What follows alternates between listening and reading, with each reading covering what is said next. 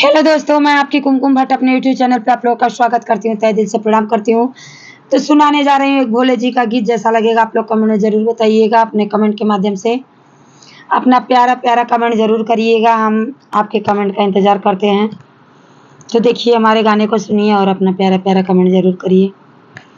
पिया हो लागल सावन महीनवा, चला चली काशी नगरियाना। राजा हो लागल सावन महीनवा, चला चली देवघर नगरियाना। पिया हो लागल सावन महीनवा, चला चली काशी नगरियाना। गंगा से जल भरी शिव के द्वारे, गंगा से जल भरी शिव के द्वारे। मानी मनौती हाथ पसारे, मानी मनौती हाथ पसारे। बोले बम की जय करियाना, चला चली शिव नगरियाना।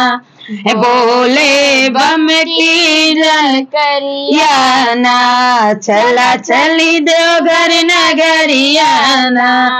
पिया हो लागल सावन महीनवा, चला चली देवघर नगरियाना।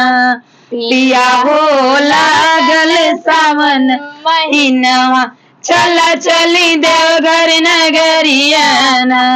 काशी विश्वनाथ हरे हरे गंगे, काशी विश्वनाथ हरे हरे गंगे। झूमे सब भक्ति के रंग में, झूमे सब भक्ति के रंग में।